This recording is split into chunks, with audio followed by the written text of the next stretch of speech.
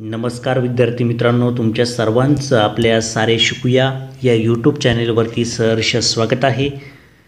मित्रांनो, आपण आपलं प्रकरण क्रमांक 11 प्रकाशाचे परावर्तन हे अभ्यासत आहोत. आपण आपल्या मागच्या लेक्चरमध्ये या प्रकरणाचा जो परिचय होता मित्रांनो त्याचा अभ्यास केला. त्याचप्रमाणे आरशाचे महत्त्वाचे 2 प्रकार पडतात. त्यामध्ये पहिला प्रकार पडतो मित्रांनो तो म्हणजे सपाट आरसा आणि दुसरा पडतो वक्रगोलाकार आरसा. तर त्यातील आज पहिला जो प्रकार आहे मित्रांनो सपाट आरसा, हा संपूर्ण प्रकार आज आपण अभ्यासणार आहोत. त्यालाच प्लेन मिरर असे म्हणतात मित्रांनो. अतिशय महत्त्वाचा भाग आहे. या संदर्भात तुम्हाला बराचसा अभ्यास पुढं 11वी 12वी सायन्समध्ये सुद्धा मित्रांनो करायचा आहे.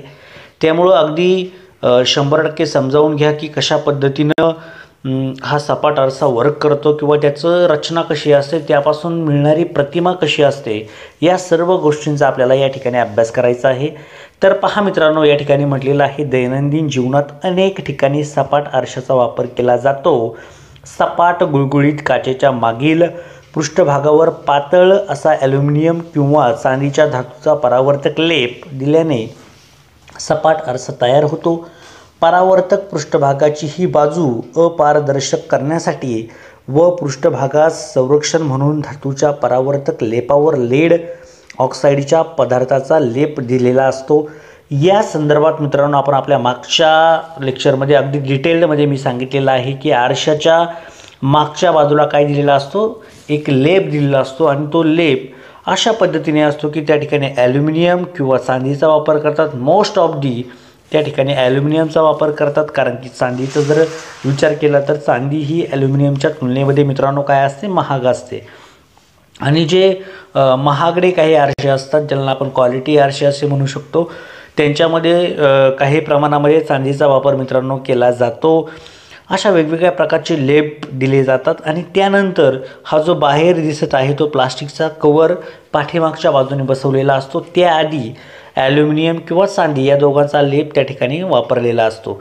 आता आपण पुढच्या पानावरती जाऊया, जो अतिशय महत्त्वाचा भाग आहे आणि त्यावरून तुम्हाला ह्या सपाट आरशाचे जे कार्य आहे मित्रांनो ते कसं आहे किंवा तो कशा पद्धतीने प्रतिमा तयार करतो हे आपल्याला या ठिकाणी पाहायचं आहे. तर पहा मित्रांनो, या ठिकाणी म्हटलेलं आहे की घरातील आरशासमोर उभे राहिले असता आरशात सुस्पष्ट प्रतिमा दिसते. आरशात प्रतिमा कशी तयार होते हे समजण्यासाठी बिंदू स्रोताच्या प्रतिमेचा अभ्यास करूया. पहा, आता तुमच्यासमोर या ठिकाणी म्हटलेलं आहे आरशावर लंबरूपात पडणारे किरण. आता या ठिकाणी जर पाहिलं तर हा सपाट आरसा आहे आणि यावरती जर पाहिलं, या ठिकाणी जर पाहिलं तर या ठिकाणी हे आपाती किरण आहे. आपाती किरण म्हणजे काय मित्रांनो, जे या आरशावरती पडतात त्यांना आपाती किरण असे म्हणतात.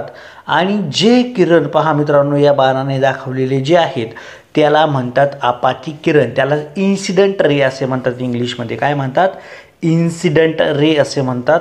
आणि जे दुसरे किरण दाखवलेले आहेत ते अशा पद्धतीने पाठीमागे येतात किंवा मागच्या बाजूला येतात, त्यांना काय म्हणतात मित्रांनो, परावर्तित किरण असे म्हणतात. त्यांनाच रिफ्रॅक्टेड रे असे म्हणतात. काय म्हणतात, रिफ्रॅक्टेड रे असे म्हणतात. म्हणजे या ठिकाणी जो दाखवलेला बाण आहे अशा पद्धतीने त्याला म्हणतात आपाती किरण. आपाती म्हणजे आरशावरती जो पडतो त्यालाच इन्सिडेंट असे म्हणतात, त्याला म्हणतात आपाती किरण. आणि जो या आरशावरती पडल्यावरती पाठीमागच्या दिशेने जातो या ठिकाणी दाखवलेला आहे त्याला काय म्हणतात मित्रांनो, परावर्तित किरण असे म्हणतात. हे पहिल्यांदा तुम्ही समजून घेणं गरजेचं आहे. तर पहा मित्रांनो, या ठिकाणी म्हटलेलं आहे बिंदू स्रोतापासून सर्व दिशांनी प्रकाश किरण निघतात. त्यांपैकी अनेक किरण आरशावर पडतात आणि परावर्तित होऊन डोळ्यांपर्यंत पोहोचतात. म्हणजे काय होतं मित्रांनो, पहा, ज्या वेळेसला प्रकाश किरण पडतात ते आरशावरती पडतात त्याला काय म्हणतो आपण, आपाती किरण. आणि पुन्हा हे किरण काय होतात, पाठीमागच्या दिशेने परावर्तित होतात आणि आपल्या डोळ्यांमध्ये शिरतात. डोळ्यांमध्ये शिरतात म्हणजे डोळ्यांवरती पडतात आणि डोळ्यांपर्यंत पोहोचतात. त्यावेळेसला आपल्याला प्रकाशाची काय होते मित्रांनो, जाणीव होते. तुम्हाला मी सांगितलेलं आहे की इयत्ता 10वीमध्ये एक महत्त्वाचं प्रकरण आहे ज्या संदर्भामध्ये आपल्याला आपल्या डोळ्यांचा संपूर्ण अभ्यास त्या प्रकरणामध्ये आपल्याला करायचा आहे. आपलं जो आय आहे, आयचं नेचर कसं आहे आणि आपण एखादी वस्तू कशा पद्धतीने पाहू शकतो आणि ती वस्तू पाहण्यासाठी आपल्या डोळ्यांचं वर्क कसं आहे, त्यांचं कार्य कसं आहे, म्हणजे आपल्या डोळ्यांवरती किरणं पडल्यावरती आपल्याला प्रकाशाची जाणीव कशी होते मित्रांनो, किंवा आपल्याला एखाद्या वस्तूची जाणीव कशी होते. तर त्या ठिकाणी आपला रेटिना, आपल्या डोळ्यामध्ये असणारा जो रेटिना घटक आहे त्याच्यावरती ज्यावेळेसला प्रकाश पडतो त्याद्वारे आपल्या मेंदूंपर्यंत प्रकाश पोहोचतो आणि त्यानंतर आपल्याला प्रकाशाची काय होते मित्रांनो, जाणीव होते. लक्षात घ्या, किंवा एखाद्या वस्तूची जाणीव होते, ते आपल्याला त्या ठिकाणी पाहायचं आहे. पहा, तर बिंदू स्रोताची प्रतिमा काय होते मित्रांनो, तयार होते. पहा, परावर्तनामुळे हे किरण आरशा मागील ज्या बिंदूपासून आल्यासारखे भासतात त्या बिंदूवर बिंदू स्रोताची प्रतिमा काय होते मित्रांनो, तयार होते. म्हणजे जर आपण आरशात जर पाहिलं तर आरशात आपण आपल्या स्वतःला पाहू शकतो, परंतु आरशात पाहत असताना ही प्रतिमा खरं तर त्या आरशाच्या मागच्या बाजूने, म्हणजे जिथून ॲल्युमिनियमचा लेप लावलेला असतो, चांदीचा लेप लावलेला असतो मित्रांनो, त्या ठिकाणावरून निघाल्याचं आपल्याला भासतं आणि त्या ठिकाणी आपल्याला त्या ठिकाणी बिंदू स्रोताची प्रतिमा तयार झाल्यासारखं काय होतं मित्रांनो, वाटतं. पहा, आता पुढे आपल्याला म्हटलेलं आहे आकृती 11.2 मध्ये. आता या तुमच्या समोर असणारी जी आकृती आहे पहा मित्रांनो, ही आकृती या ठिकाणी दिलेली आहे, दाखवलेली आहे. तर मध्ये दाखवल्याप्रमाणे सपाट आरशावर लंबरूपात पडणारे किरण लंबरूपातच परावर्तित होतात. पहा मित्रांनो, जर ते लंबरूपात मध्ये किती अंशामध्ये, तर 90 अंशामध्ये आपण त्याला म्हणतो. लंबरूप म्हणजे किती अंशामध्ये असतात, 90 अंशामध्ये. मग ते अशा पद्धतीने 90 अंशामध्ये काय होतात, एंटर होतात, या ठिकाणी पडतात आणि ते 90 अंशामध्येच पाठीमागं काय होतात मित्रांनो, परावर्तित होतात. त्यालाच आपण इन्सिडेंट रे आतमध्ये जाणं त्याला म्हणतो, त्यालाच आपाती किरण असे म्हणतात. आणि जे पाठीमागं येतात त्यांना म्हणजे रिफ्रॅक्टेड म्हणतात, रिफ्लेक्टेड म्हणतो मित्रांनो, रिफ्लेक्टेड. तर हे जे रिफ्लेक्टेड रे आहे ते परावर्तित किरण त्याला म्हणतात, परावर्तित किरण म्हणतात, रिफ्लेक्टेड रे.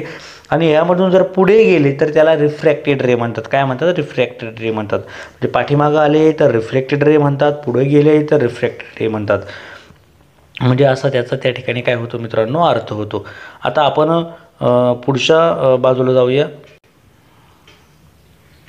आता या ठिकाणी म्हटलेलं आहे पहा, या ठिकाणी आकृती 11.2 मध्ये दाखवल्याप्रमाणे M1 M2 सपाट आरशासमोर O हा बिंदू स्रोत आहे. पहा, आता तुमच्या समोर या ठिकाणी दाखवलेला आहे. ही दुसरी आकृती आहे, अतिशय महत्त्वाची आकृती आहे मित्रांनो. पहा, तर M1 आणि M2 हा काय आहे मित्रांनो, सपाट आरसा तुमच्यासमोर दाखवलेला आहे. त्या आरशासमोर O हा बिंदू म्हणजे या ठिकाणी वस्तू दाखवलेली आहे, तो स्रोत आहे. स्रोत म्हणजे काय तुम्हाला माहीत असेल मित्रांनो, हा आरसा आहे M1 M2, त्यानंतर हा स्रोत ज्यापासून किरणं काय होतात मित्रांनो, निघतात, त्याला स्रोत असे म्हणतात. म्हणजे OR1 म्हणजे किरणं अशा पद्धतीने काय होतात, या आरशावरती पडतात. त्याचनंतर OR2 या आरशावरती किरणं पडतात मित्रांनो. आणि त्यानंतर हे दोन आपाती किरण परावर्तन नियमानुसार R1S1 म्हणजे पहा परावर्तित होतात. परावर्तित कशी होतील मित्रांनो, OR1 या ठिकाणी आपाती किरण होते जे एंटर झाले होते, याच्यावरती पडल्यावर R1S1 हे काय झालं, त्याचं परावर्तन झालं. ज्याप्रमाणे OR2 होतं, R2S2 हे काय झालं, त्याचं मित्रांनो परावर्तन झालं. लक्षात घ्या. म्हणजे आपला डोळा या ठिकाणी आहे, आपण या ठिकाणी ते काय पाहू शकतो, परावर्तन झालेलं आपल्या डोळ्यांना दिसतं. म्हणजे या ठिकाणी म्हटल्याप्रमाणे त्याचं परावर्तन झालेले आहे. हे परावर्तित किरण मागे वाढवल्यास O1 या बिंदूत एकमेकांना छेदतात. पहा मित्रांनो, आणि हेच जर आपण पाठीमागं वाढवत गेलो म्हणजे या ठिकाणी R1 OR1 आला आणि तो काय झाला मित्रांनो, अशा पद्धतीने इकडे परावर्तित झाला. त्यानंतर OR2 झाला, तो पाठीमागं R2S2च्या रूपामध्ये काय झाला, परावर्तित झाला. परंतु पहा मित्रांनो, हेच जर आपण पाठीमागं असं वाढवत गेलो, डॉट डॉट देत असं पाठीमागं, तर ते O1 या बिंदूपाशी एकमेकांना काय करतात मित्रांनो, छेदतात किंवा ते आपल्याला एकमेकांना छेदल्यासारखं काय होतं मित्रांनो, भासतात. आणि ईकडून पाहिल्यास ते O1 पहा, ईकडून जर पाहिलं आपण, या बाजूनी जर पाहिलं तर आपल्याला ते O1 बिंदूतून आल्यासारखे भासतात. म्हणजेच काय मित्रांनो, O पासून निघणारे इतर किरणही असेच परावर्तित होऊन O1 बिंदूपासून निघाल्यासारखे भासतात. म्हणून बिंदू O1 ही बिंदू Oची काय असते मित्रांनो, प्रतिमा असते. म्हणजे काय सांगतोय तुम्हाला, तर या ठिकाणी जर वस्तू म्हणजे आपण स्वतः जर आरशाच्या पुढे उभे राहिलो तर अशा पद्धतीने आरशावरती किरण पडतात. ती किरण आपल्या डोळ्यांपर्यंत पोहोचतात, परंतु ती आपल्याला पाठीमागून आल्यासारखी वाटतात, कारण की अशा पद्धतीने आपण ती पाठीमागं काय करू शकतो, गृहीत धरू शकतो. तुम्हाला 100% मित्रांनो समजलेला असेल हा मुद्दा. तर पहा, त्याचा नियम खाली दाखवलेला आहे, तो नियम आपण व्यवस्थित समजावून घेऊया.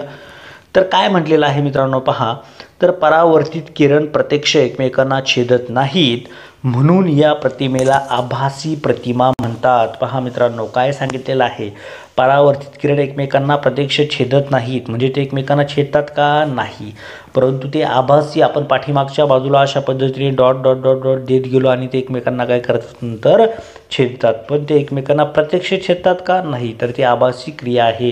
म्हणून या ठिकाणी म्हटलेलं आहे, परावर्तित किरण प्रत्यक्ष एकमेकांना छेदत नाहीत, म्हणून या प्रतिमेला आभासी प्रतिमा म्हणतात. प्रतिमेच्या आरशापासूनचे लंबरूप अंतर हे बिंदू स्रोताच्या आरशापासूनच्या लंबरूप अंतरा एवढे असते. पहा मित्रांनो, आता पुढची एक महत्त्वाची कन्सेप्ट आहे, ती तुम्ही घरी सुद्धा मित्रांनो करू शकता. हा प्रयोग, आरशासमोर पेन्सिल धरून तुम्हाला त्याची प्रतिमा मिळवायची आहे. अतिशय सोपा प्रयोग आहे, तुम्ही हा प्रयोग घरी सुद्धा तुमच्या करू शकता. तर या ठिकाणी म्हटलेलं आहे, पहा मित्रांनो, विस्तारित स्रोतामुळे आरशातील प्रतिमेची निर्मिती, त्यालाच आपण आरशातील प्रतिमेची निर्मिती असे म्हणूया. आता पाहूया काय दिलेलं आहे. बिंदुरूपी स्रोताऐवजी विस्तारित स्रोत वापरला तर त्या स्रोताच्या प्रत्येक बिंदूची प्रतिमा तयार होऊन संपूर्ण स्रोताची प्रतिमा तयार होते. आता हे कशावरती दाखवलेलं आहे, 11.2 क मध्ये दाखवल्याप्रमाणे म्हटलेलं आहे मित्रांनो, M1 M2 आरशासमोर PQ हा विस्तारित स्रोत आहे. PQ म्हणजे कोणता वापरलेला आहे मित्रांनो, त्या ठिकाणी पेन्सिल वापरलेली आहे. हा स्रोत आहे एक प्रकारचा, जी वस्तू आपण त्याला म्हणता येईल.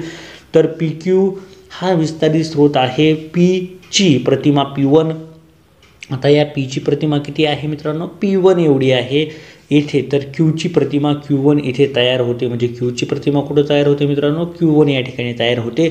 याचप्रमाणे PQ मधील सर्व बिंदूंच्या प्रतिमा तयार होऊन संपूर्ण विस्तारित स्रोताची P1 Q1 अशी प्रतिमा तयार होते. म्हणजे कोणती प्रतिमा तयार होते, तर P1 Q1 प्रतिमा काय होते मित्रांनो, तयार होते. लक्षात घ्या, सपाट आरशातील प्रतिमा आकाराने स्रोता एवढीच असते. पहा, तर सपाट आरसा जर असेल, तुम्हाला हे महत्त्वाचं वाक्य आहे, खूप महत्त्वाचं वाक्य आहे मित्रांनो हे, तर सपाट आरशातील प्रतिमा आकाराने स्रोता एवढीच, म्हणजे हा स्रोत आहे आणि ही त्याची प्रतिमा आहे. दोघांचा जर आपण आकार पाहिला तर दोघांचा आकार काय असतो मित्रांनो, सारखा असतो. म्हणजेच हे वाक्य अतिशय महत्त्वाचं आहे. सपाट आरशातील प्रतिमा आकाराने स्रोता एवढीच असते. यावरती तुम्हाला रिकामी जागासुद्धा विचारली जाऊ शकते. त्यामुळं लक्षात ठेवा, सपाट आरशावरील प्रतिमा कशी असते, स्रोता एवढी, म्हणजे तिची ओरिजिनल जेवढी साईज आहे. म्हणजे तुम्ही जर एखाद्या सपाट आरशासमोर किंवा घरातील आरशासमोर जर उभे राहिले मित्रांनो, तर तुम्ही स्वतःला आहे त्याच उंचीमध्ये समोर आपल्याला पाहायला भेटतो. म्हणजेच काय होतं मित्रांनो, आपली उंची त्या ठिकाणी कमी जास्त होत नाही, दिसत नाही. हे कशामुळं होतं, तर सपाट आरशामुळे होतं. आता आपण पुढं खाली काही प्रश्न विचारलेले आहेत, त्या प्रश्नांची उत्तरे पाहूया. तर पहा मित्रांनो, या ठिकाणी म्हटलेलं आहे, पुस्तकाचे पान आरशासमोर धरले तर पानावरील अक्षरे उलटी दिसतात, असे का होते. पहा मित्रांनो, तर त्या ठिकाणी मित्रांनो काय होत असतं, रिफ्लेक्शन होत असतं, त्यालाच आपण परावर्तन असे म्हणतो. आपल्याला प्रतिमा सारखी जरी भासत असली तरी जी लेटर असतात किंवा जी अक्षरे आहेत मित्रांनो, त्यांचं त्या ठिकाणी काय होतं मित्रांनो, परावर्तन होतं.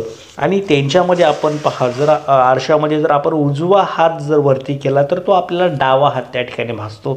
म्हणजे याचं जे कारण आहे मित्रांनो, तर त्या ठिकाणी काय होतं मित्रांनो, त्या ठिकाणी परावर्तन होतं, त्याला रिफ्लेक्शन असे म्हणतो आपण. जर उजवा डोळा जर झाकला मित्रांनो आरशामध्ये, तर आपल्याला डावा डोळा झाकल्यासारखं वाटतं. तुम्ही लागलं तर प्रयोग करून पाहू शकता. तुमच्या शेजारी जर आरसा असेल तर आरशासमोर उभे राहा आणि स्वतःला पहा की कशा पद्धतीने त्या ठिकाणी आपल्याला स्वतःला आपण दिसतोय किंवा कशा पद्धतीने तुम्ही स्वतःला दिसताय.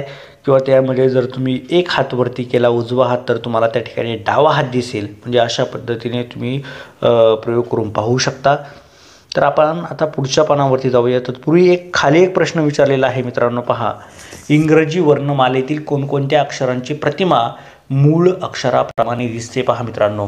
तर कोणती अक्षरे असतील मित्रांनो, ती ओ असेल, त्यानंतर ए सुद्धा असेल, त्यानंतर असणारा लेटर आहे ABCDEFG एच सुद्धा त्या ठिकाणी असेल, आय सुद्धा सारखाच आपल्याला दिसेल मित्रांनो. जर त्याची प्रतिमा जर पाहिली तर KLM सुद्धा मित्रांनो आपल्याला आहे तसाच दिसेल, ओ सुद्धा मित्रांनो तसाच दिसेल, QRST सुद्धा मित्रांनो तसाच दिसेल, यू सुद्धा मित्रांनो आहे तीच प्रतिमा दिसेल, फी सुद्धा तसा STUV, डब्ल्यू सुद्धा तसा दिसेल, एक्स आणि वाय हे सुद्धा मित्रांनो सारखेच दिसतील. म्हणजे कॅपिटल वाय सुद्धा कसा दिसेल, सारखाच दिसेल. झेड दिसणार नाही, कारण की झेडचा आकार कसा होईल, उलटा होईल. म्हणजे ही जी सगळी लेटर आहेत मित्रांनो, ही जर आपण आरशासमोर जर धरली तर त्यांची प्रतिमा आपल्याला मूळ अक्षराप्रमाणेच दिसेल. जर आपण एक एक्झाम्पल पी जर घेतला असता तर तो उलटा दिसू शकतो, परंतु या ठिकाणी ए हा आकार किंवा यांच्या डाव्या बाजूचा आकार कसा आहे मित्रांनो, सारखा आहे. म्हणून सारखा असल्यामुळं हे जर पाहिलं आपण, एचची डावी बाजू उजवी बाजू किंवा आयची डावी बाजू उजवी बाजू सारखी असल्यामुळं त्या ठिकाणी आपल्याला मूळ अक्षरांप्रमाणेच ही अक्षरे दिसतील पहा. आता आपण ह्या मुद्द्याकडे जाऊया. हा शेवटचा महत्त्वाचा मुद्दा आहे मित्रांनो, तुमच्या लगेच लक्षात येईल. तर या ठिकाणी काय म्हटलेलं आहे मित्रांनो ते आपण पाहूया. आरशात शब्दाची उलटी प्रतिमा दिसते. शब्दाच्या रेखनावरील प्रत्येक बिंदूची प्रतिमा आरशामागे तेवढ्याच अंतरावर तयार होते. यालाच बाजूंची आलटापालट असे म्हणतात किंवा आलटापालट होणे असे म्हणतात. त्यालाच काय म्हणतो मित्रांनो, रिफ्लेक्शन असे म्हणतो, त्यालाच आपण परावर्तन असे म्हणतो. तर आता पुढं पाहूया, जरा डोके चालवा असं म्हटलेलं आहे. व्यक्ती सपाट आरशासमोर उभी राहिली की त्या व्यक्तीची प्रतिमा कशी तयार होते, प्रतिमेचे स्वरूप कसे असते मित्रांनो, असा प्रश्न विचारलेला आहे. अतिशय सोपा प्रश्न आहे. जर एखादी व्यक्ती आरशासमोर उभी राहिली, जो जर सपाट आरसा असेल तर मित्रांनो त्याची ती वास्तव प्रतिमा किंवा आहे त्याच उंचीची तेवढ्याच आकाराची प्रतिमा आपल्याला आरशावरती पाहायला भेटते. आणि प्रतिमा कशा पद्धतीने असते मित्रांनो, वास्तव असते, तिची जी उंची असते ती सुद्धा कशी असते मित्रांनो, सारखी असते. हे तुम्हाला लक्षात घेणं गरजेचं आहे. त्याचप्रमाणे आता पुढे तुम्हाला एक प्रयोग दिलेला आहे, करून पहा असे म्हटलेलं आहे. दोन आरसे एकमेकांशी, पहा काय म्हटलेलं आहे, दोन आरसे काय करायला सांगितले आहेत, एकमेकांशी काटकोनात उभे ठेवा व त्यांच्या मागे एक लहान वस्तू ठेवून दोन्ही आरशांमध्ये दिसणाऱ्या प्रतिमा पहा. तुम्हाला किती प्रतिमा दिसल्या? पहा मित्रांनो, हा अतिशय सोपा प्रश्न आहे. तुम्ही जर कधी केस कापण्यासाठी दुकानात गेलेला असाल आणि त्या ठिकाणी जर त्या केस कर्तनालयामध्ये आपण त्याला म्हणूया, तर त्या ठिकाणी जर पाहिलं तर पुढे एक आरसा बसवलेला असतो, पाठी मागे एक आरसा बसवलेला असतो. तर त्या ठिकाणी आपल्याला असं दिसतं की आपला जो चेहरा आहे किंवा आपल्या मागचा भाग जो आहे तो आरशामध्ये आपल्याला वेगवेगळ्या प्रकारे असं दिसतं की अनेक आरसे बसवलेले आहेत. परंतु त्या ठिकाणी एक्झॅक्ट जर पाहिले तर दोनच आरसे असतात, एक पुढच्या बाजूला असतो आणि एक पाठीमागच्या बाजूला असतो. परंतु त्या ठिकाणी आरशाचं रिफ्लेक्शन होत असतं मित्रांनो, त्यालाच परावर्तन असे. म्हणजे तुम्ही अशा पद्धतीने मध्यभागी जर बसलेला असता केस कापण्यासाठी आणि पुढे एक आरसा असतो, ह्या आरशाची प्रतिमा मित्रांनो ह्या आरशामध्ये पडते. अशा पद्धतीने नंबर ऑफ प्रतिमा काय होतात, तयार होतात. आणि आपण आपल्या स्वतःला जर पाहिलं आरशामध्ये तर आपण आपल्या स्वतःला सुद्धा अनेक वेळा त्या आरशामध्ये पाहिल्यासारखं दिसतं. म्हणजे काय होतं मित्रांनो, आपल्याला आपली मागची बाजू पुढची बाजू अनेक वेळा त्या ठिकाणी रिपीट झाल्यासारखी दिसते.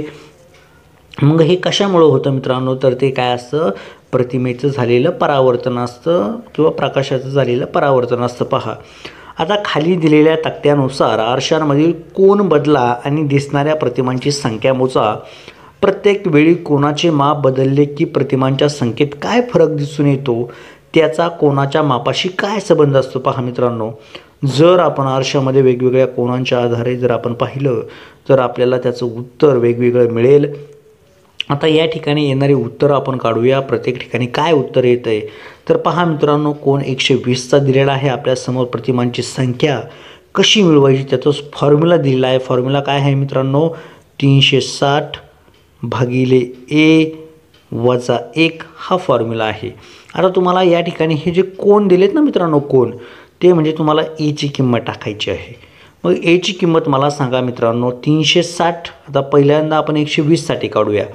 आता या ठिकाणी काय करायचं, 360 भागिले किती करायचं, 120 वजा 1. या ठिकाणी शून्याला शून्य काय होईल मित्रांनो, कॅन्सल होईल. 12 1 12, 12 त्रिक 36 म्हणजे किती होईल, 3 वजा 1 म्हणजे किती उत्तर येईल मित्रांनो, या ठिकाणी 2 उत्तर येईल. पहा, म्हणजे अतिशय सोपा प्रश्न आहे. त्याचप्रमाणे मित्रांनो आता पाहूया ह्याच फॉर्म्युलामध्ये आता 90 टाकूया आपण. मग n बरोबर 360 भागिले 90 वजा 1, शून्याला शून्य मित्रांनो कॅन्सल झाला. 9 चोक 36, 4 वजा 1 बरोबर 3. म्हणजे या 90साठी किती येणार, प्रतिमांची संख्या 3 येणार.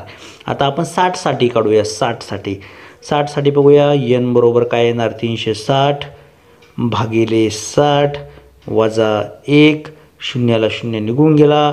6 6 36, 6 वजा 1 किती येईल मित्रांनो, 5. म्हणजे या ठिकाणी किती येणार, 5 येणार. त्यानंतर 45 पाहूया. आता काय करूया, n बरोबर 360 भागिले 45 वजा 1. आता या ठिकाणी पहा मित्रांनो, तुमच्या एक लक्षात आलेलं असेल, 9 5 45, 9 चोक 36 म्हणजे या ठिकाणी हा शून्य जर वरती घेतला तर 40 येईल. 5 1 5, 5 8 40 म्हणजे 8 वजा 1, 8 वजा 1 किती येईल मित्रांनो, त्या ठिकाणी 7 येणार. म्हणजे 45साठी किती आलं, 7 आलं. त्यानंतर आपण 30 अंशासाठी पाहूया. 30साठी तर n बरोबर 360 भागिले 30 वजा 1, शून्याला शून्य मित्रांनो निघून गेला. 3 1 3, 3 दुने 6 म्हणजे 12 आले. 12 वजा 1, 12 वजा 1 बरोबर किती राहील मित्रांनो, 11. म्हणजे 30साठी किती प्रतिमांची संख्या आली, 11 एवढी आली. म्हणजे मित्रांनो तुमच्या लक्षात आलेलं असेल की प्रतिमांची संख्या कशी मिळते. जर आपण आपला कोन बदलला, म्हणजे त्या आरशामध्ये पाहण्याची जर आपली दृष्टी किंवा त्याचा जर अँगल बदलला मित्रांनो, तर त्याची संख्या म्हणजे डबल आरशे जर असतील, एकासमोर एक आरशे जर असतील, किंवा तुम्ही त्या दुकानामध्ये जर गेला असाल सलूनच्या दुकानामध्ये, तर त्या ठिकाणी तुम्ही जर वेगवेगळ्या अँगलनी जर पाहिलं तर मित्रांनो तुम्हाला प्रतिमासुद्धा वेगवेगळ्या दिसतात. जर तुम्ही एवढ्या अँगलमध्ये जर पाहिलं, 120मध्ये, 90मध्ये, 60मध्ये, 45मध्ये, 30मध्ये, तर तुम्हाला प्रत्येक वेळेसला प्रतिमांची संख्या वेगळी भेटेल. आणि त्यासाठी फॉर्म्युला मित्रांनो हा आपण वापरलेला आहे. प्रतिमांची संख्या म्हणजे किती मिळते ते, आणि आरशामधील कोन म्हणजे आपण हा कोन वापरला आणि एने काय केलं, भागून काय केलं मित्रांनो, उत्तर काढलेलं आहे. पहा, म्हणजे अतिशय सोप्या पद्धतीने आपण ती उत्तर काढलेली आहेत. पहा, वरील काय म्हटलेलं आहे पहा मित्रांनो, शेवटचा मुद्दा आहे. वरील सूत्रावरून प्रतिमांच्या संख्या व कोन यांवरून तुम्हाला मिळालेल्या प्रतिमांची संख्या पडताळून पहा. आत्ताच आपण मित्रांनो पडताळून पाहिलं किती संख्या आली, कशा पद्धतीने आली, आणि त्यानुसार आपल्याला प्रतिमा किती मिळाल्या हे सुद्धा आपण प्रत्येक कोनासाठी काढलेलं आहे. जर आरशे एकमेकांना समांतर ठेवले तर आरशात किती प्रतिमा मिळतील. आरशे जर एकमेकांना समोरासमोर जर ठेवले मित्रांनो, पॅरलल ठेवले, त्याला पॅरलल असे म्हणतात, तर एकच प्रतिमा भेटेल. एक प्रतिमा का भेटेल, कारण की समोरासमोर जर ठेवलं तर त्या ठिकाणी तयार होणारा जो अँगल आहे मित्रांनो, तो अँगल किती अंशाचा तयार होईल, तर किती अंशाचा तयार होईल तुम्हाला मी दाखवतो फॉर्म्युलाच्या आधारे. जर आरशे एकमेकांच्या समोर असेल तर आपल्याला माहिती आहे अशा पद्धतीने रेष तयार होते, आणि या ठिकाणी तयार होणारा अँगल किती असतो मित्रांनो, या ठिकाणी 90 अंश, या ठिकाणी किती असतो 90 अंश. 90 प्लस 90 किती होईल मित्रांनो, 90 अधिक 90 180 होईल. मग जर 180 कोणासाठी जर आपल्याला म्हणजे प्रतिमांची संख्या जर काढायची असेल तर पाहूया आपण. 360 भागिले 180 वजा 1, शून्याला शून्य निघून गेला. 18 1 18, 18 दुने 36 म्हणजे 2 वजा 1 किती येईल मित्रांनो, उत्तर त्याचं 1 येईल. जे मी तुम्हाला सांगितलं, म्हणजे आरशे जर एकमेकांच्या समोर असतील तर त्यामध्ये असणारा कोन किती असतो मित्रांनो, किती असतो तर 180 असतो. मग 180 जर 360ला भागलं तर 2 येतं. 2 वजा 1 किती येईल मित्रांनो, उत्तर त्याचं 1 येणार आहे. म्हणजे तुमच्या लक्षात आलेलं असेल. दुसऱ्या प्रश्नाचं उत्तर ते आहे.